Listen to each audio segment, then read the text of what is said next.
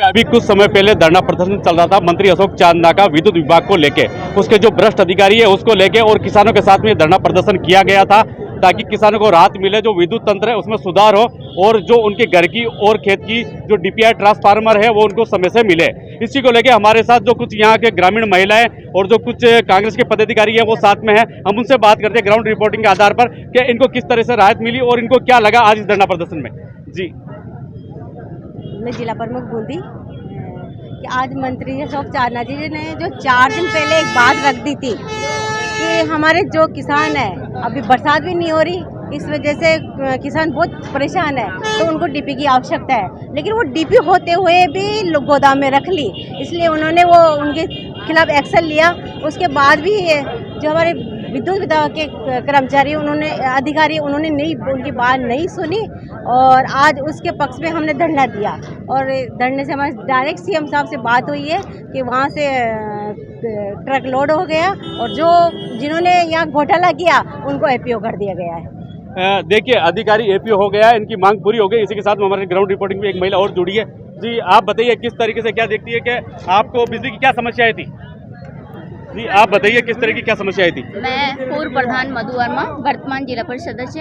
मैं मंत्री जी के साथ धरने में बैठी थी क्योंकि मंत्री जी काफ़ी 1.5 महीनों से परेशान थे क्योंकि सब गांव के व्यक्ति आते थे, बारिश नहीं हो रही है, डीपी की ज़रूरत थी, उनको ट्रांसफर की ज़रूरत थी, तो अधिकारी उनको घुमा रहे थे। वो कहते थे हाँ दे रहे हैं, ये कर करके उन्होंने 1.5 महीना निकाल दिया। मंत्री जी परेशान हो गए तो उन्होंने सोचा कि ये सरकार तो हमारे साथ है, मंत्री जी के साथ है, लेकिन नीचे के अधिकारी जो घपला कर देते हैं। बहुत सी जगह शिकायत भी मिली है कि वो लिस्टें उनके अनुसार नहीं दे रहे हैं और वो बीच में कोई पैसे दे देते हैं, उनको पहले दे देते हैं।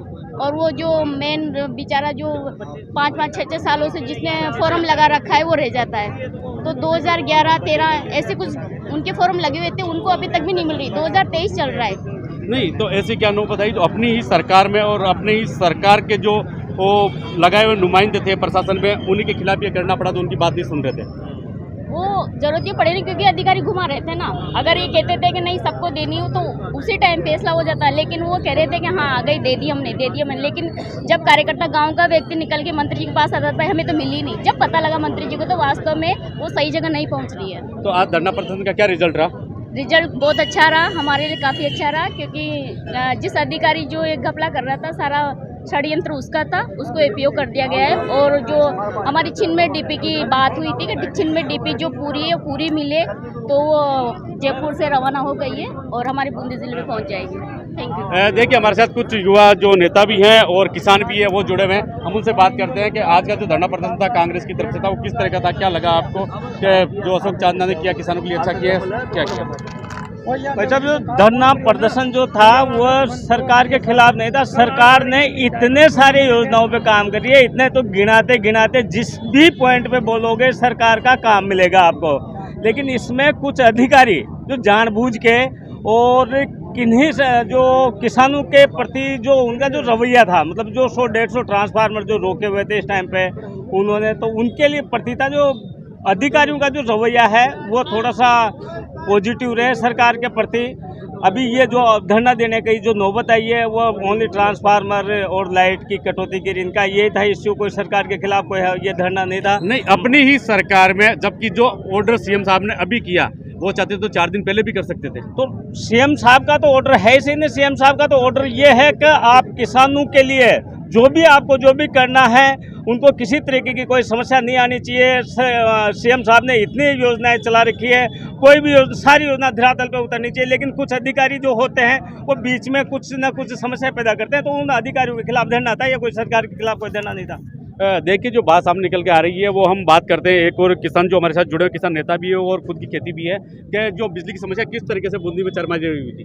देखिए, 2-3 महीनों से ट्रांसफार्मर हिंडोली पूरे जिले में जले हुए और एक के बाद एक ट्रांसफार्मर जलते रहे। लेकिन ट्रांसफार्मर जलना बड़ी बात नहीं, हमेशा होता है। 22 बार बारिश नहीं हुई, ज़्यादा दिक्कत आई। तो आज जो धरना प्रदर्शन का मेन उद्देश्य था वो क्या था? मेन उद्देश्य यही था कि जितने भी ट्रांसफार्मर हिंडोली विधानसभा में या बूंदी में या पाटन में जले हुए हैं उनको तुरंत बदला जाए, क्योंकि काश्तकारों का जो गरडे की धान की फसल है, बूंदी जिले की मुख्य फसल यही है। काश्तकार कर्ज में डूब गया और अधिकारियों की लापरवाही से चीजें हो गई। चांदना जी मंत्री है, उसके बाद में भी अधिकारियों ने उनकी नहीं सुनी। देखिए, नहीं सुनना अलग बात है। ये अधिकारी नालायक निकम्मे थे, इनके मन में बदयांती थी और ये विपक्ष से कुछ चंद लोगों से मिले हुए थे। एक षड्यंत्र रचा इन्होंने कि किस तरह बूंदी जिले की 3 सीटें प्रभावित की जाए। एक व्यवस्थित प्लान से इन्होंने किसी के इशारे पर यह काम किया है, क्योंकि ट्रांसफार्मर जब इनके पास पड़े हुए थे तो झूठ बोलने की दिक्कत ही कहाँ आ रही थी, और इनकी झूठ बोलने से सारी व्यवस्था बिगड़ी। धरना प्रदर्शन लास्ट रिजल्ट क्या रहा?